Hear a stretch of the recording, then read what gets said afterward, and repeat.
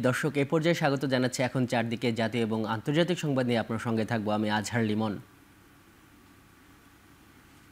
সাবেক রাষ্ট্রপতি জিয়াউর রহমানের সমাধিতে কোরআন তেলাওয়াত করেছেন বিএনপি চেয়ারপারসন বেগম খালেদা জিয়া। রাত 11টার দিকে ফিরোজা থেকে তিনি জিয়া উদ্যানে সমাধিতে যান। এর আগে বেগম খালেদা জিয়া সবশেষ 2018 সালে সাবেক রাষ্ট্রপতি জিয়াউর রহমানের সমাধিতে গিয়েছিলেন। রাত 11টার দিকে তার গুলশানের বাসভবন ফিরোজা থেকে জিয়াউর রহমানের সমাধিস্থলের উদ্দেশ্যে রওনা হন তিনি। এ সময় বেগম জিয়ার গাড়িবহরের দুই পাশে বিএনপি নেতাকর্মীদের ঢল নামে।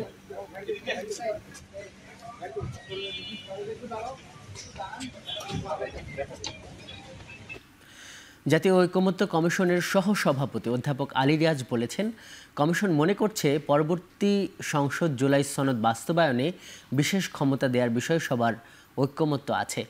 18 থেকে 19 তারিখ পূর্ণাঙ্গ প্রতিবেদন দেওয়া হবে বলেও জানান তিনি। এদিকে সংস্কার প্রস্তাব বাস্তবায়নে গণভোট অনুষ্ঠান নিয়ে এখনও ঐকমত্যে পৌঁছাতে পারেনি রাজনৈতিক দলগুলো।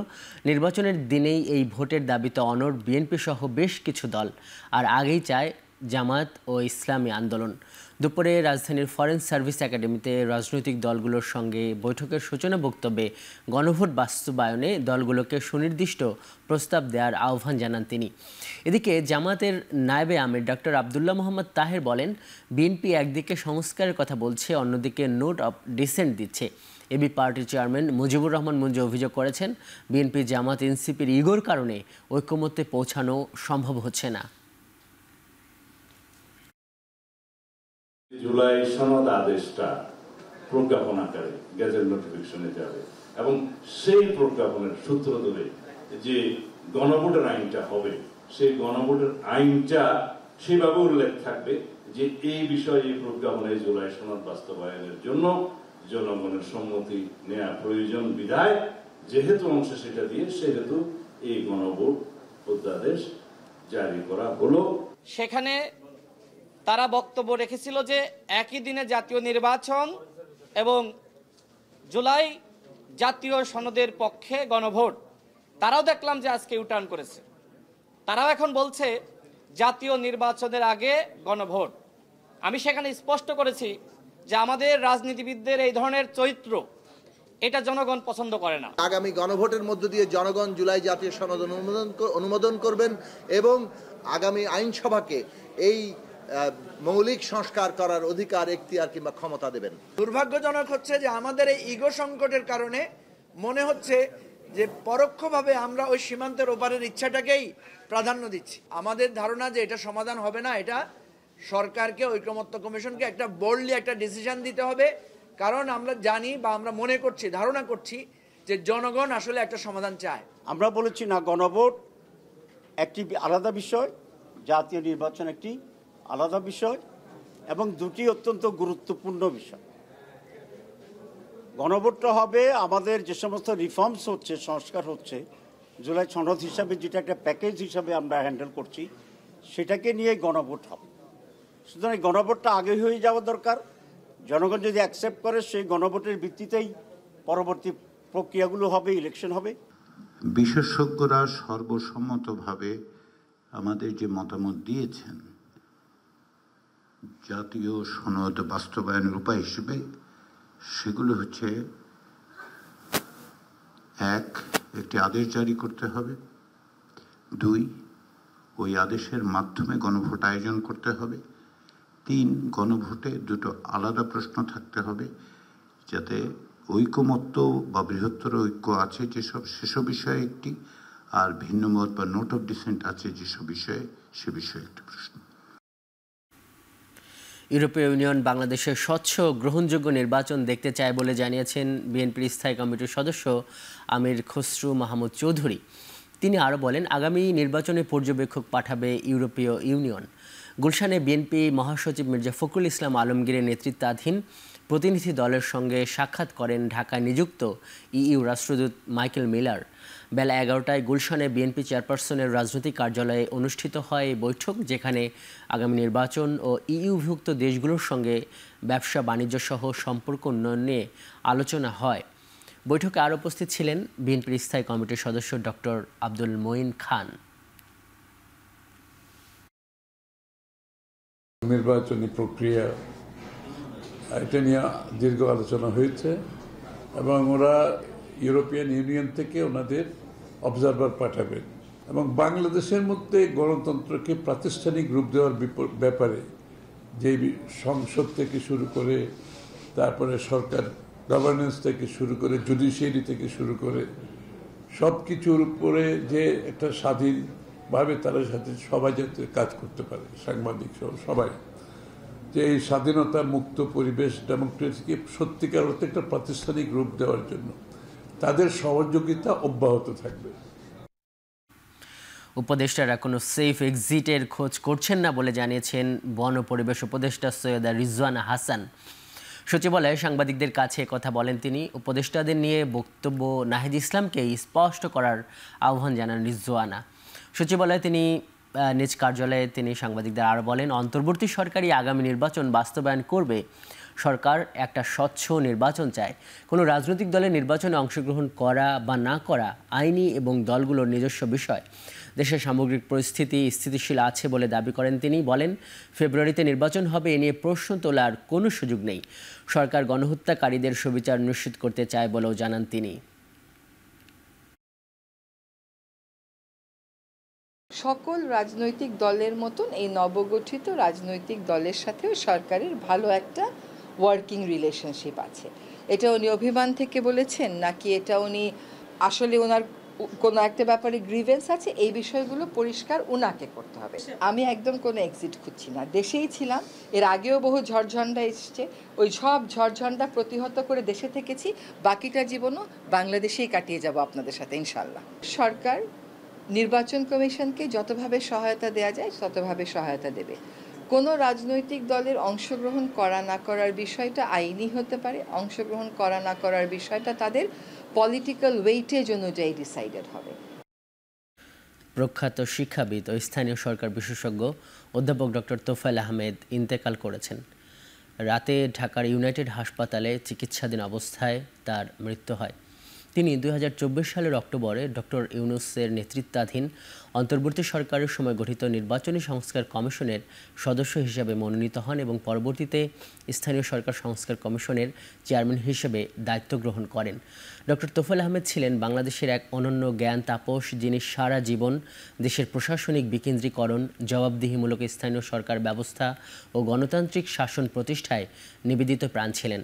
তিনি চট্টগ্রাম বিশ্ববিদ্যালয়ের জনপ্রশাসন বিভাগের অধ্যাপক ও প্রাক্তন বিভাগীয় প্রধান হিসেবে অসংখ্য শিক্ষার্থী ও গবেষকের প্রেরণার উৎস।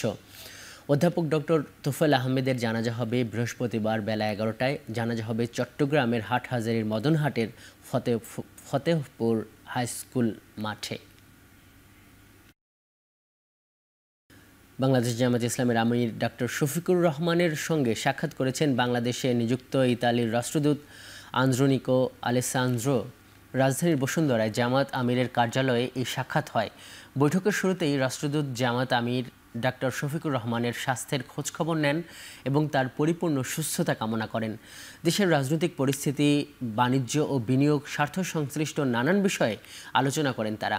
এ সময় রাষ্ট্রদূতের সঙ্গে উপস্থিত ছিলেন ইতালি দূতাবাসের ডেপুটি অ্যাম্বাসেডর ফেদেরিকো জাম্পারেল্লি। জামায়াতের আমিরের সঙ্গে উপস্থিত ছিলেন সংগঠনের সেক্রেটারি জেনারেল অধ্যাপক মিয়া গোলাম পরোয়ার, সহকারী সেক্রেটারি জেনারেল এবং কেন্দ্রীয় প্রচার ও মিডিয়া বিভাগের প্রধান অ্যাডভোকেট ইহসানুল মাহবুব জোবায়ের।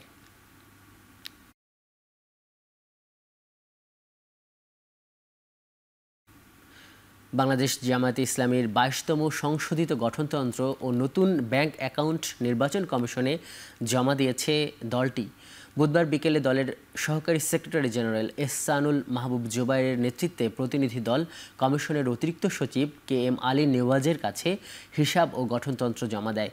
দলটির সেক্রেটারি জেনারেল মিয়া গোলাম পরোয়ার স্বাক্ষরিত চিঠিতে বলা হয়, দলটি প্রতিকূল পরিস্থিতিতে থাকার কথা উল্লেখ করে বিগত সময়ে ব্যাংক হিসাব জমা দিতে পারেননি। এর আগে 2018 সালের অক্টোবরে দলটির নিবন্ধন বাতিল করা হয়। পরে আদালতের রায়ে চলতি বছরের 24 জন রাজনৈতিক দল হিসেবে জামায়াত ইসলামের নিবন্ধন ও দলীয় প্রতীক দাঁড়িপাল্লা পুনর্বহাল করে প্রজ্ঞাপন জারি করে নির্বাচন কমিশন।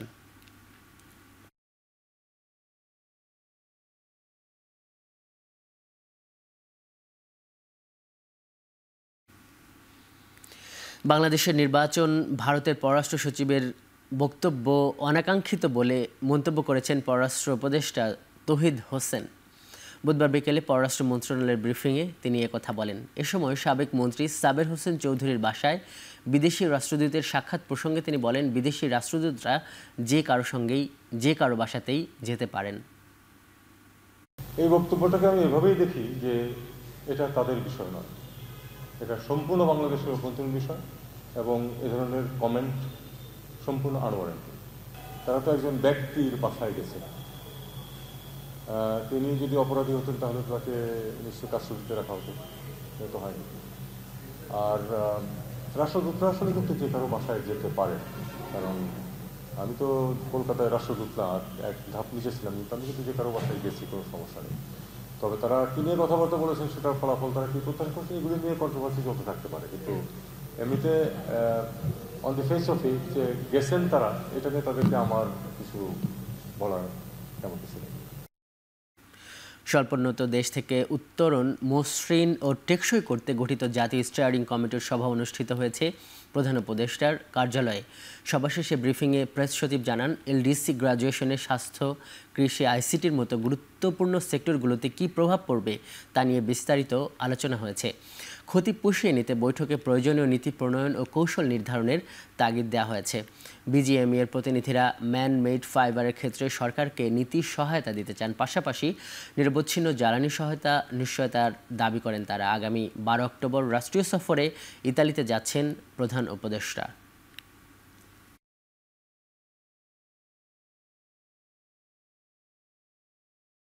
আজকে হচ্ছে যে আমরা স্মুথ যে ট্রানজিশন, এই ট্রানজিশনের বিষয়ে এই আমাদের রেডিনেসটা কতটুকু, আমরা কি করছি এই বিভিন্ন যে সেক্টরে, ফার্মাসিউটিক্যাল বলেন, কৃষি বলেন, অন্যান্য সমস্ত সেক্টরে কি পরিমাণ কাজ হচ্ছে, আমরা সেক্টরে এই পুরোগুলোকে অ্যাসেস করা, কি কতদূর আমরা আমাদের সক্ষমতা তৈরি করছি, সেগুলো নিয়ে আজকে মিটিং করছি। মিটিংয়ের শুরুতেই প্রফেসর ইউনূস একটি ইন্ট্রোডাক্টরি ভাষণ দেন। উপদেষ্টা বলেন, আমাদের কাছে এটা পরিষ্কার হতে হবে যে আমরা আর পরনির্ভর হতে চাই না। উনি আসলে আজকে পুরো মিটিংটায় স্বনির্ভরতার উপরে জোর দিয়েছেন। বিগত আওয়ামী শাসনামলে আইনশৃঙ্খলা বাহিনীর তত্ত্বাবধানে টিএফআই ও জেআইসি সেলে গুমের 2 মামলায় শেখ হাসিনা সহ 30 জনের বিরুদ্ধে অভিযোগ আমলে নিয়েছেন ট্রাইব্যুনাল। আসামিদের বিরুদ্ধে জারি করা হয়েছে গ্রেপ্তারি পরোয়ানা। বুধবার সকালে ট্রাইব্যুনালের তদন্ত প্রতিবেদন জমা দেওয়া হয়। শেখ হাসিনার নির্দেশেই বিরোধী মতের ব্যক্তিদের গুম করা হতো বলে অভিযোগ উঠেছে প্রতিবেদনে। এ সময় ট্রাইব্যুনালে উপস্থিত ছিলেন গুমের শিকার ক্ষতিগ্রস্ত ব্যক্তিরা। এদিন ট্রাইব্যুনালে চিফ প্রসিকিউটর তাজুল ইসলাম শুনানিতে বলেন, গুমের শিকার ব্যক্তিদের গুরুত্ব বিচারে ডাকা হতো মোনালিসা বা অন্যান্য বিখ্যাত চিত্রকর্মের নামে। প্রসিকিউশন বলছে, অন্তত 6টি সংস্থা 3 ধাপে বিগত 16 বছর ধরে গুমের ঘটনা ঘটায়। ট্রাইব্যুনালে জমা দেওয়া তদন্ত রিপোর্টে যুক্ত করা হয়েছে গুম কমিশনের রিপোর্টও। উঠে এসেছে সব বাহিনী কম বেশি গুমের সঙ্গে জড়িত কিংবা এ বিষয়ে অবগত। বেশি জড়িত ছিল ডিজিএফআই ও র্যাবের গোয়েন্দা ইউনিট, যাদের কয়েকজন এখনও বাহিনীতে কর্মরত আছেন।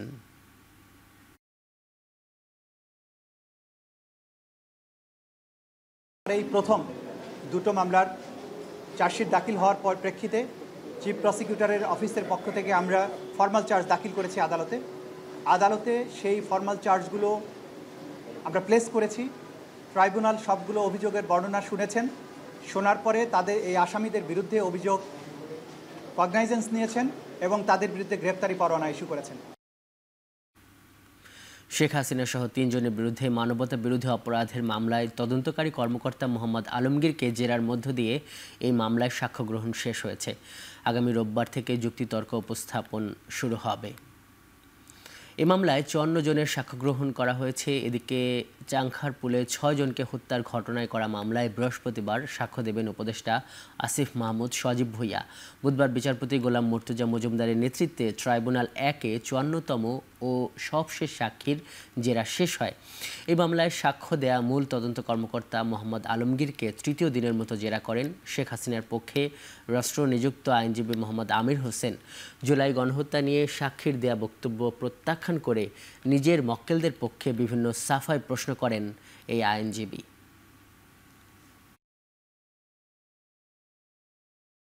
লেথাল উইপেন ব্যবহার করা হবে, সরাসরি গুলি করা হবে, 36 সেনা নামানো হবে, হেলিকপ্টার দিয়ে বম্বিং করা হবে।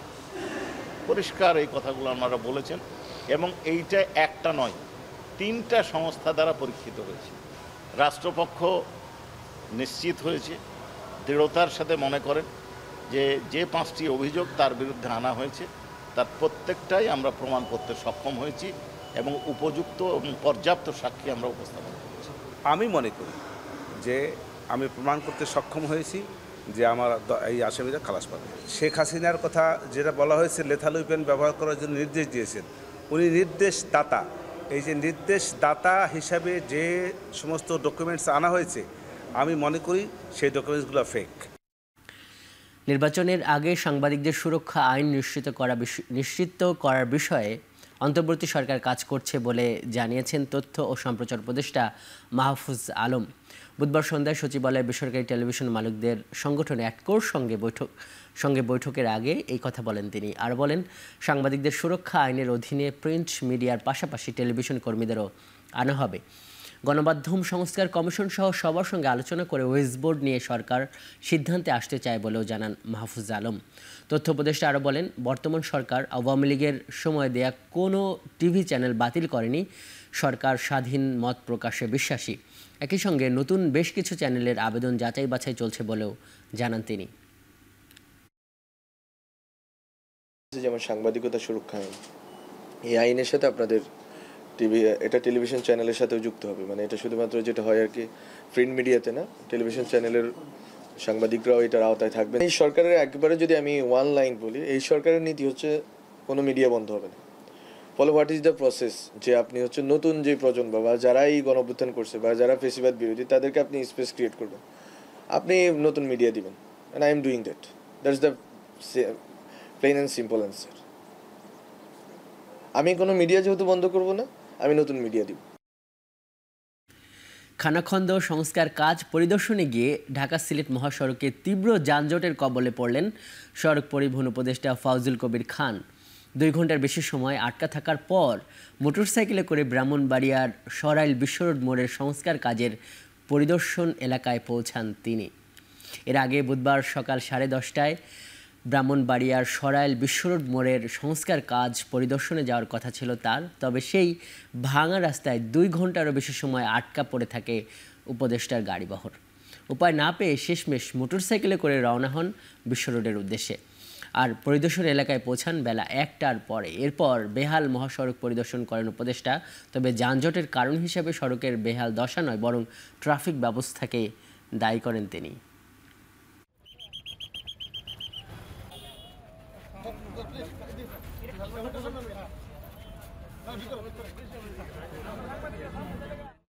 কোনোভাবে এই অসুবিধা হতো না যদি ট্রাফিকের একটা শৃঙ্খলা থাকতো। প্রথম উন্নতি করতে হবে সেটা হচ্ছে যে যেটা বললাম যে যানবাহন ব্যবস্থাপনা। এখন আপনারা দেখবেন যে একদিকে গাড়ি চলতেছে, আরেকদিকে গাড়ি বন্ধ, তারপরে আবার কতদূর যায় দেখবেন যে রাস্তা খালি। দীর্ঘমেয়াদী যেটা সেটা হচ্ছে যে এখানে একটা ফ্লাইওভার করতে হবে।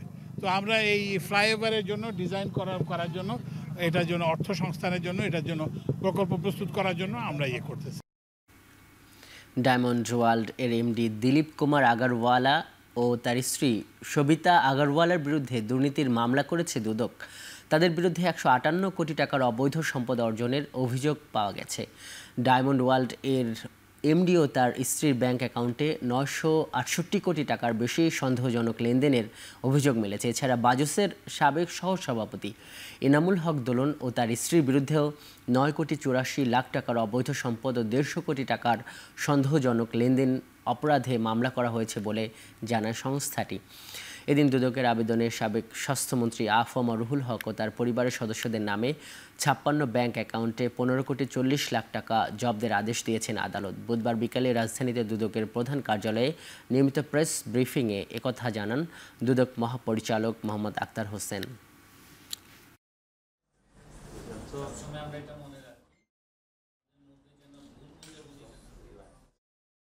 দিলীপ কুমার আগরওয়াল কর্তৃক অসাধু উপায়ে জ্ঞাত আয়ের উৎসের সাথে অসঙ্গতিপূর্ণ 112 কোটি 47 লক্ষ টাকারও বেশি মূল্যের সম্পদের মালিকানা অর্জন ও দখলে রাখা এবং 34টি ব্যাংক হিসাবে 755 কোটি টাকারও বেশি সন্দেহজনক লেনদেন করে উক্ত টাকা হস্তান্তর, রূপান্তর এবং স্থানান্তর পূর্বক আয়ের উৎস আড়াল করার অপরাধ অনুসন্ধানকালে প্রমাণিত হয়েছে। এই কারণে তার বিরুদ্ধে দুর্নীতি দমন কমিশন আইন 2004-এর 27(1), মানি লন্ডারিং প্রতিরোধ আইন 2012-এর 4(2) ও 4(3) ধারায় একটি মামলা রুজুর সিদ্ধান্ত গৃহীত হয়েছে। আইনশৃঙ্খলা বাহিনীর তৎপরতায় আওয়ামী লীগের ঝটিকা মিছিল কমেছে বলে দাবি করেছেন স্বরাষ্ট্র উপদেষ্টা জাহাঙ্গীর আলম চৌধুরী। তিনি বলেন, নির্বাচনের আগে এই ধরনের মিছিল বা কর্মসূচি একেবারেই কমে আসবে। বুধবার বিকেলে ঢাকা মেট্রোপলিটন পুলিশের হেডকোয়ার্টার্সে ডিএমপিকে নতুন গাড়ি হস্তান্তর করা হয়। প্রথম পর্যায়ে পুলিশকে 20টি গাড়ির চাবি তুলে দেন স্বরাষ্ট্র উপদেষ্টা। এ সময় তিনি বলেন, নির্বাচন কেন্দ্রিক নতুন অপরাধ থামাতে আইনশৃঙ্খলা বাহিনী প্রস্তুত রয়েছে। আশা প্রকাশ করে বলেন, এবারের জাতীয় নির্বাচন উৎসব মুখর ও স্বচ্ছ হবে। নির্বাচনের আগে পুলিশকে আরও 2 শতাধিক নতুন টহল গাড়ি হস্তান্তর করা হবে বলেও জানান তিনি। এই 200 গাড়ির পরও কিন্তু যানবাহনের স্বল্পতা আমাদের থাকবে, যেহেতু আমাদের যে পরিমাণ গাড়ির প্রয়োজন আমাদের ওই পরিমাণ গাড়ি নাই। তো আমরা বলবো যে সবাই যদি সহযোগিতা করে তো নির্বাচন কিন্তু খুব ভালোভাবে হবে। আর সবচেয়ে বড় স্টেক হোল্ডার হলো জনগণ।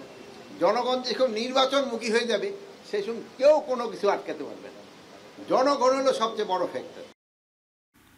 টাইফয়েড জ্বর প্রতিরোধে ঢাকা উত্তর সিটির 10টি জোনে 12 থেকে 13 নভেম্বর পর্যন্ত টাইফয়েড টিকা দেওয়া হবে বলে জানিয়েছেন ডিএনসিসির প্রধান স্বাস্থ্য কর্মকর্তা ব্রিগেডিয়ার জেনারেল ইমরুল কায়েস চৌধুরী।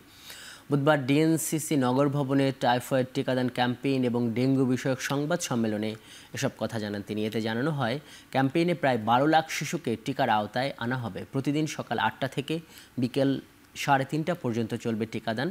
9 মাস থেকে 15 বছর বয়সীদের জন্ম নিবন্ধন সনদ না থাকলেও লাইন লিস্টিংয়ের মাধ্যমে টাইফয়েডের টিকা নেওয়া যাবে বলেও সংবাদ সম্মেলনে জানানো হয়।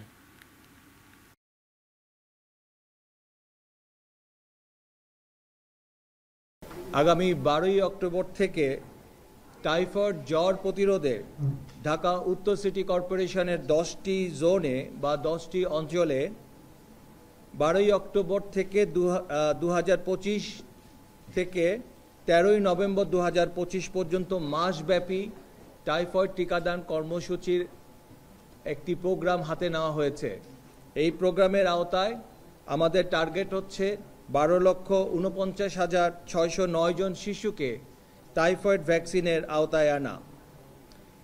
এই প্রোগ্রামে ঢাকা উত্তর সিটি কর্পোরেশনের যে সকল শিক্ষা প্রতিষ্ঠান আছে সে সকল শিক্ষা প্রতিষ্ঠানে প্রাক প্রাইমারি অর্থাৎ নার্সারি অথবা প্লে গ্রুপের ছাত্রছাত্রী থেকে শুরু করে 9ম শ্রেণী পর্যন্ত সকল ছাত্রছাত্রীকে এই টিকাদান কর্মসূচির আওতায় আনা হবে।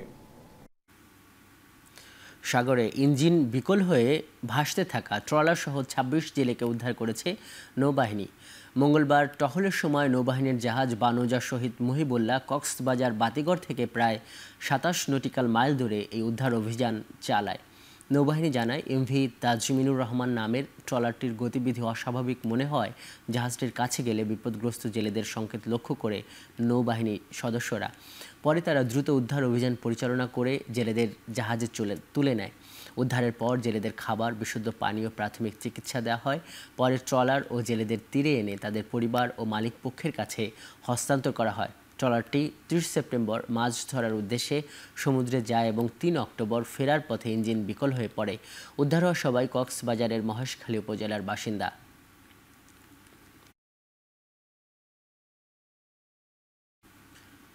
সাভারে মৎস্য ও প্রাণী সম্পদ মন্ত্রণালয়ের অধীনে উদ্বোধন হওয়া কোনো প্রকল্পই বন্ধ হয়নি বলে জানিয়েছেন উপদেষ্টা ফরিদা আখতার। বুধবার দুপুরে সাভারের মহিষ প্রজনন ও উন্নয়ন খামারে আয়োজিত বৈজ্ঞানিক সম্মেলনে যোগ দিয়ে তিনি বলেন, সারা দেশে মহিষ প্রজনন বৃদ্ধির লক্ষ্যে সরকার বিভিন্ন উদ্যোগ নিয়েছে যাতে আমিষ ও দুধের চাহিদা পূরণ হয়।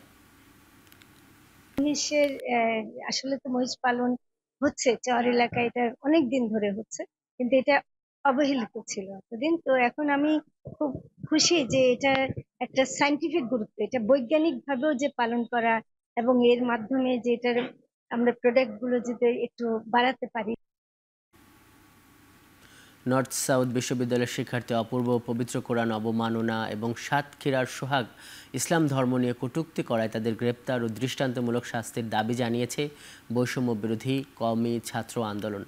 রাজধানীর শাহবাগে মানববন্ধনে বক্তারা বলেন, দেশের বড় রাজনৈতিক দলের নেতাদের নিয়ে কেউ মন্তব্য করলে তীব্র প্রতিক্রিয়া দেখা যায়, কিন্তু ইসলাম ধর্ম অবমাননাকারীদের বিরুদ্ধে প্রশাসনের ভূমিকা উদাসীন।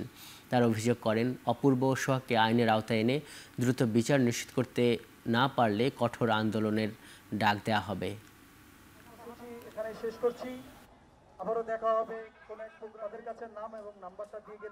যারা কোরআনকে অবমাননা করে, যারা ইসলামকে কটূক্তি করে, তাদের ফাঁসির রায় কার্যকর করতে হবে। তাদেরকে দৃষ্টান্তমূলক শাস্তি না দিতে পারে স্পষ্ট করে বলছি, ঢাকা অচল করে দেব।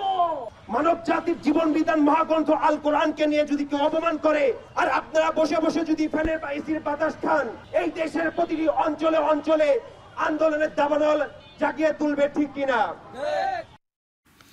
ঢাকা রিপোর্টার্স ইউনিটির এবছরের বেস্ট রিপোর্টিং অ্যাওয়ার্ড দেবে মোবাইল ফাইন্যান্সিয়াল সার্ভিস নগদ। সকালে ঢাকা রিপোর্টার্স ইউনিটির শফিকুল কবির মিলনায়তনে এক সংবাদ সম্মেলনে যৌথভাবে এই আয়োজনের ঘোষণা দিয়েছে নগদ ও ঢাকা রিপোর্টার্স ইউনিটি। সংবাদ সম্মেলনে ঢাকা রিপোর্টার্স ইউনিটির সভাপতি আবু সালে আকন বলেন, এই আয়োজন সাংবাদিকতাকে এগিয়ে নেয়ার এক ইতিবাচক প্রক্রিয়া। এ সময় নগদের chief marketing officer Saimon Imran Haider বলেন, নগদ মনে করে সাংবাদিকদের কাজের মাধ্যমে সবচেয়ে ইতিবাচক পরিবর্তন আনা সম্ভব। প্রিন্ট, অনলাইন এবং টেলিভিশন, রেডিও এই দুই ভাগে 25টি ক্যাটাগরিতে বিষয়ভিত্তিক প্রতিবেদনের জন্য পুরস্কার দেওয়ার পাশাপাশি সব মিডিয়ার জন্য উন্মুক্ত করে আরও 2টি বিশেষ পুরস্কার সহ মোট 27টি সেরা রিপোর্টের জন্য পুরস্কার দেওয়া হবে। রিপোর্ট জমা দেবার শেষ তারিখ 14 অক্টোবর পর্যন্ত নির্ধারণ করা হয়েছে। ওমানের দুকুম সিজরা এলাকায় সড়ক দুর্ঘটনায় 8 বাংলাদেশি প্রবাসী নিহত হয়েছেন। নিহতদের মধ্যে 7 জনের বাড়ি চট্টগ্রামের সন্দ্বীপে এবং একজনের বাড়ি রাউজানে বলে জানা গেছে। স্থানীয় সময় বুধবার দুপুরে এই দুর্ঘটনা ঘটে। প্রত্যক্ষদর্শী আরেক বাংলাদেশি জানিয়েছেন, তারা সাগরে মাছ ধরে আসার পথে গাড়ির বেপরোয়া গতির কারণে এই দুর্ঘটনার শিকার হন। নিহতদের মরদেহ দুকুম হাসপাতালের মর্গে পাঠানো হয়েছে।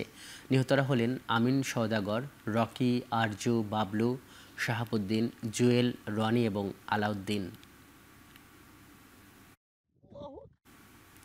গাজার উদ্দেশ্যে যাত্রা করা নতুন নৌবহর ফ্রিডম ফ্লোটিলা কোয়ালিশনের কনসায়েন্স ও গাজা সানবার্ড নামে 2টি জাহাজ আটক করেছে ইসরায়েলিরা, যেগুলোর একটিতে রয়েছে বাংলাদেশি আলোকচিত্রী শহীদুল আলম। বুধবার ফ্রিডম ফ্লোটিলা কোয়ালিশনের নৌবহরটিতে হুট করেই হামলা চালিয়ে যাত্রীদের হেফাজতে নেয় ইসরায়েলি বাহিনী। এ সময় ইসরায়েলি সেনারা জাহাজের সিসিটিভি ক্যামেরা ভেঙে ফেলে।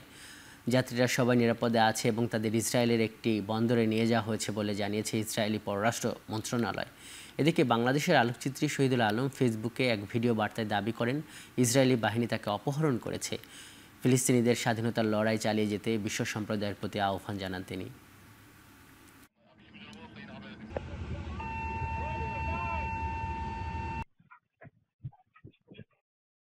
If you're seeing this video, we've been intercepted at sea and I've been kidnapped by the occupation forces of Israel, the country conducting genocide in Gaza with the active collaboration and assistance of the USA and other Western powers. I appeal to all my comrades and friends to continue fighting for the freedom of Palestine. মিশরে গাজা যুদ্ধবিরতি নিয়ে চূড়ান্ত চুক্তিতে পৌঁছাতে Hamas ও ইসরায়েলের মধ্যকার দ্বিতীয় দিনের আলোচনা শেষ হয়েছে। এতে গাজা থেকে সম্পূর্ণ ইসরায়েলি সৈন্য প্রত্যাহার এবং কোনো বাধা ছাড়াই গাজায় মানবিক সামগ্রী প্রবেশের দাবি করেছে হামাস। রয়টার্স জানায়, গাজা থেকে সৈন্য প্রত্যাহার করলেই হামাস ইসরায়েলি বন্দীদের মুক্তি দেওয়া শুরু করবে বলে আলোচনায় দাবি উত্থাপন করেছে। পাশাপাশি গাজায় স্থায়ী যুদ্ধবিরতির জন্য আন্তর্জাতিক পক্ষের প্রতিশ্রুতিও চেয়েছে গোষ্ঠীটি। এদিকে খুব দ্রুত গাজা শান্তি চুক্তির মাধ্যমে মধ্যপ্রাচ্য সংকটের সমাধান ঘটবে বলে ফের আশাবাদ ব্যক্ত করেন মার্কিন প্রেসিডেন্ট ডোনাল্ড ট্রাম্প। অন্যদিকে যুদ্ধবিরতি আলোচনায় যোগ দিতে আজ মিশরের উদ্দেশ্যে রওনা দেবেন ডোনাল্ড ট্রাম্পের বিশেষ দূত স্টিভ উইটকফ সহ মার্কিন প্রতিনিধি দল। চলমান আলোচনায় ইসরায়েলের কৌশলগত বিষয়ক মন্ত্রী রন ডারমার এবং কাতারের প্রধানমন্ত্রীর যোগ দেবার কথা রয়েছে।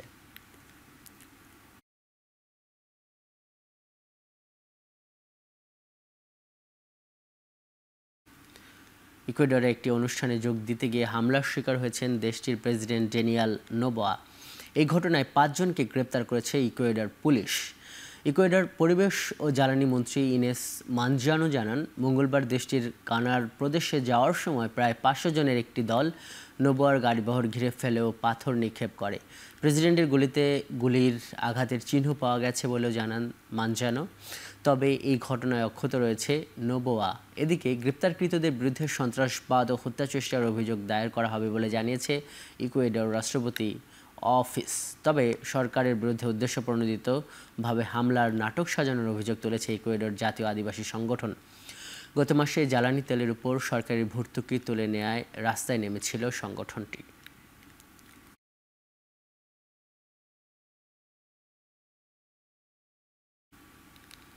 পাকিস্তানের খাইবার পখতুনখোয়ায় জঙ্গি হামলায় সেনাবাহিনীর 2 কর্মকর্তা সহ 11 সেনা সদস্য নিহত হয়েছেন। দেশটির সেনাবাহিনীর এক সংবাদ বিবৃতিতে জানানো হয়, ভারতীয় মদতপুষ্ট সশস্ত্র গোষ্ঠী ফিতনা আল খারিজ এর জঙ্গিরা অবস্থান করেছে এমন গোয়েন্দা তথ্যের ভিত্তিতে মঙ্গলবার রাতে খাইবার পাখতুনখোয়া প্রদেশের ওরাকজাই জেলার অভিযান চালানো হয়। দুপক্ষের গোলাগুলির এক পর্যায়ে lieutenant colonel Junaid Arif, major Tayeb Rahat সহ 11 জনের মৃত্যু হয়। অভিযানে পাকিস্তানি সেনাবাহিনীর হামলায় 19 সন্ত্রাসী নিহত হয়েছে। সেনা সদস্যদের প্রাণহানির ঘটনায় শোক জানিয়েছে দেশটির প্রধানমন্ত্রী শেহবাজ শরীফ। রাশিয়ার বেলগরাড অঞ্চলে ইউক্রেনের ক্ষেপণাস্ত্র হামলায় অন্তত 3 জন নিহত হয়েছে। আহত হয়েছেন আরও একজন। এছাড়া আরও মানুষ ধ্বংসস্তূপের নিচে চাপা পড়ে থাকতে পারে বলে আশঙ্কা করা হচ্ছে। বেলগরাডের গভর্নর ভাইচেলাসাভ গ্লাডকভ এক বিবৃতিতে জানিয়েছেন, ইউক্রেন সীমান্তের কাছে মাসলোভা প্রিস্তান নামে এক বসতিতে এই হামলা চালানো হয়। সামাজিক মাধ্যম টেলিগ্রামে ক্ষতিগ্রস্ত একটি স্পোর্টস সেন্টারের ছবি পোস্ট করে গ্লাডকভ জানান, হামলার পর জরুরি পরিষেবাগুলো উদ্ধার অভিযান শুরু করেছে। এদিকে চলতি বছরের ইউক্রেনে 5000 বর্গ কিলোমিটার ভূখণ্ড দখলের দাবি করেছে রাশিয়ার প্রেসিডেন্ট ভ্লাদিমির পুতিন।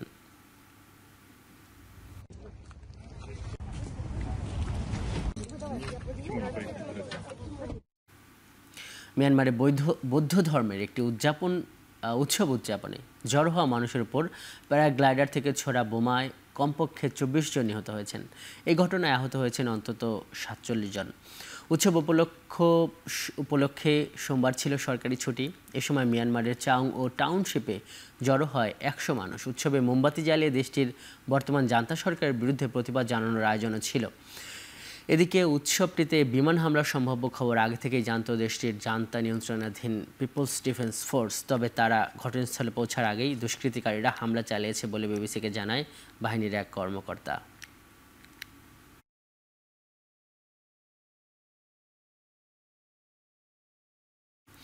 সিরিয়ার আলেপ্পো নগরীর 2টি এলাকায় সরকার নিরাপত্তা বাহিনী এবং কুর্দি নেতৃত্বাধীন ডেমোক্রেটিক ফোর্সেস এসডিএফ এর মধ্যে যুদ্ধবিরতি কার্যকর হয়েছে। মঙ্গলবার সিরিয়ার প্রতিরক্ষা মন্ত্রী মুরহাফ আবু কাসরা এবং এসডিএফ কমান্ডার মাজলুম আবদির মধ্যে বৈঠক শেষে এই ঘোষণা আসে। কয়েকদিনের সংঘাতের পর যুদ্ধবিরতির সিদ্ধান্তে পৌঁছায় 2 পক্ষ। এর আগে চলতি বছরের মার্চেও কুর্দিদের সঙ্গে সিরীয় সরকারের একটি চুক্তি স্বাক্ষর হয়েছিল। এটি অনুযায়ী কুর্দিদের নিয়ন্ত্রণে থাকা অঞ্চলগুলোতে দামেস্কের সঙ্গে এক করার পরিকল্পনা ছিল। দেশটির 1/4 অঞ্চল কুর্দিদের দখলে রয়েছে। গোষ্ঠীটি যুক্তরাষ্ট্র সরকারের মদতপুষ্ট।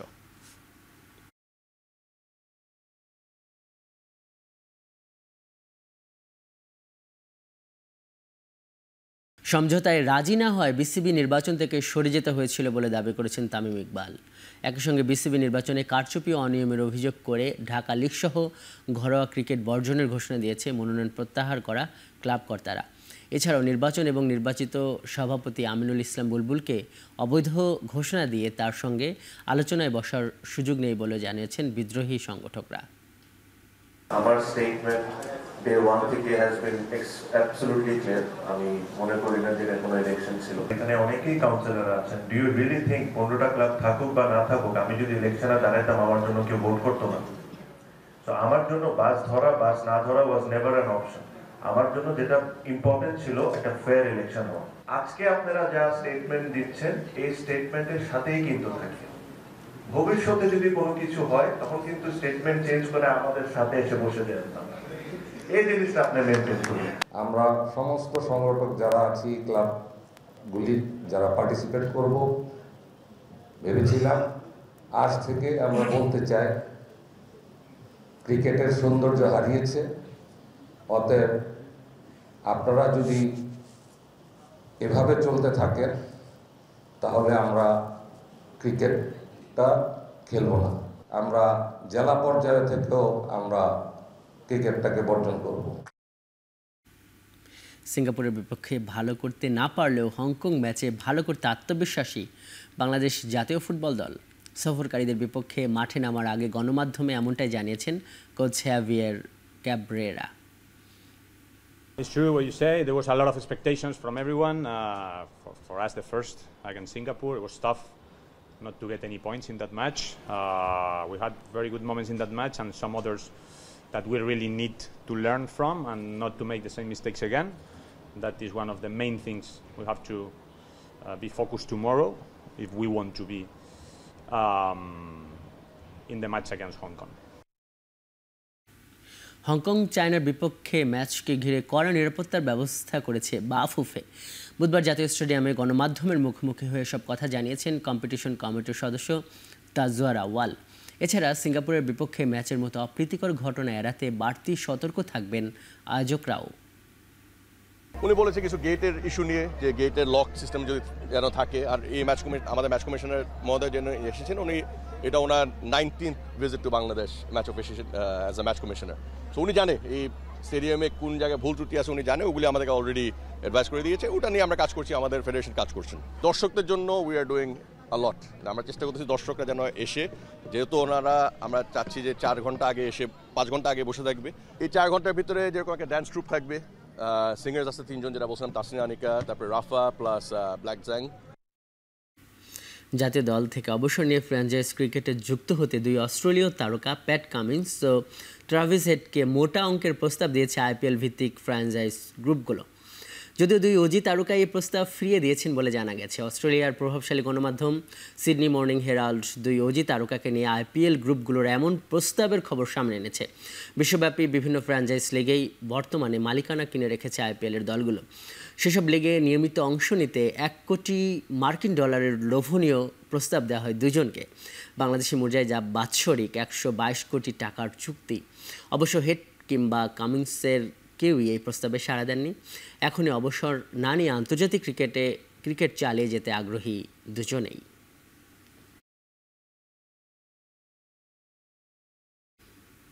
এ ছিল এখন চারদিকে এখন টেলিভিশন। ওয়েবসাইটে দেখতে ভিজিট করুন www.ekon.tv, ফেসবুকে দেখুন facebook.com/tv.ekon এবং ইউটিউবে দেখতে ভিজিট করুন youtube.com/c/ekontv।